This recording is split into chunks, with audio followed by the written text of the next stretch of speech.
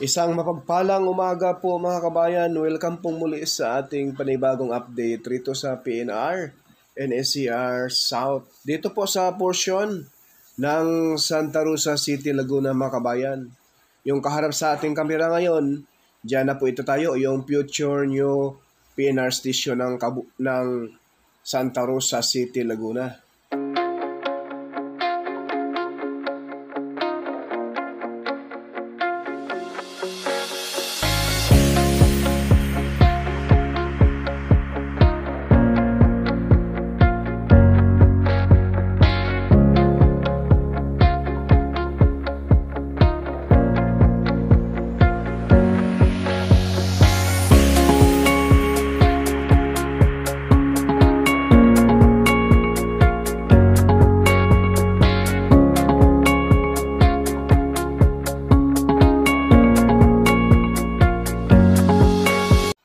Masisilayan po natin mga bayan na mataas na po yung tambak dito mismo sa pagtatayuan ng bagong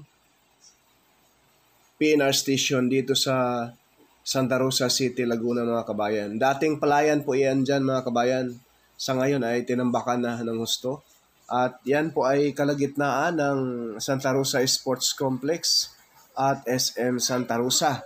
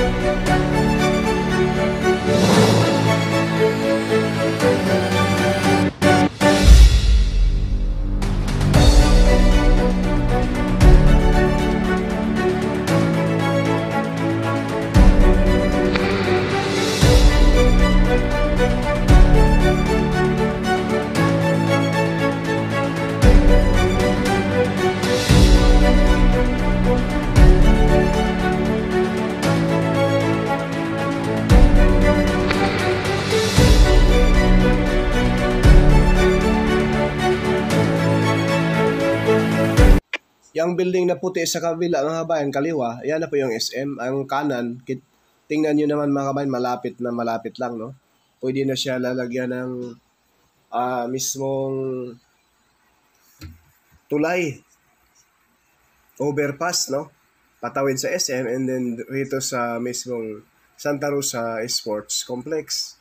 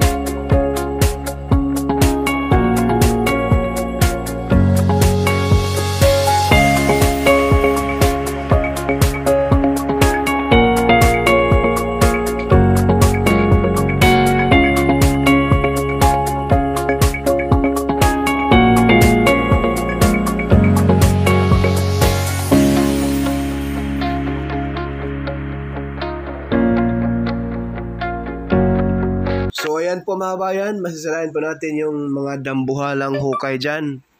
May isang postin, mga rebars na po. So kung ito po yung pinakaunang station na gagawin rito sa South mga bayan, itong Santa Rosa New PNR Station, kung hindi tayo nagkakamali, no? I-correct po tayo mga bayan kung tayo man ay mali sa ating sinasabi dyan. So ayan po, formado na po iyang Santa Rosa New PNR Station. So mula rito mga kabayan, ayan po yung sports complex. Oh. Santa Rosa City Sports Complex. Kulay blue yung building na yan. May Olympic size na swimming pool po dyan mga kabayan. So doon sa unahan, ipakita ko po sa inyo, pupuntahan natin ngayon. Ayan. Yan kulay blue na mga building sa bandang kaliwa ay isang school po yan, private schools. No? Yan po yung Kanusa. So doon sa unahan mga bayan, yung may umusok doon na parang may sunog, dyan po yung dating old PNR station ng Santa Rosa, Laguna, na kung saan ngayon ay dinimolish na, no? Tinanggal na po mga kabayan. I-zoom natin ngayon. Lalapitan natin mga kabayan. Ay bago nga po lang lahat, sana po ay mag-subscribe na po tayo at huwag po tayong mag-skip sa ads. At ingat po sa ating mga kabayan ngayon na bibiyahe pa uwi sa mga kanya-kanyang probinsya, no, para dumalaw sa mga mahal sa buhay na pumanaw na. Ingat po sa pagmamaniho. God bless po. Mayroon po tayong update doon sa Alamino San Pablo Bypass Road sa ating mga kababayan na pauwi roon sa Bicol, Quezon Province. Yung Alamino San Pablo Bypass Road ay pasabol na po. Sa only light vehicles only mga kabayan, no? Bawal mo na yung bus, mga 10-wheelers truck, no? Bawal. Dahil may mga area doon na mga area doon na rough road pa. Pagsamantalang tinambakan ng butihing mayora ng mayor ng San Pablo City, no? Para maibsan yung traffic sa San Pablo City at Alaminos Bayan. Gets po mga kabayan? Ayan na po sa unahan, no?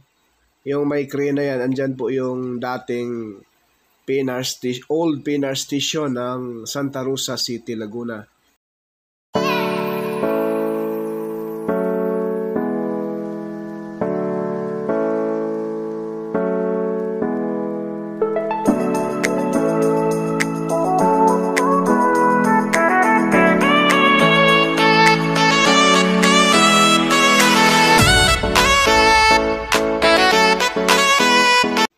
Ayan na po sa unahan mga kabayan, malapit na po rito makadating sa mismong pagtatayuan ng new station ng PNR dito sa mismong SM at Santa Rosa Sports Complex ay ang launching gantry, yung naglalatag ng segmental box girder mga kabayan. Palapit na po rito yung kulay pula na LG, no? Tatlong LG po, tatlong launching gantry ang ginamit rito sa South. Kulay pula, blue at dilaw po. Yung dilaw sa kabuyaw, nasa katapatan na po. Ang kulay blue, nasa sentro ng kabuyaw po ngayon na in-install na para maglalatag muli.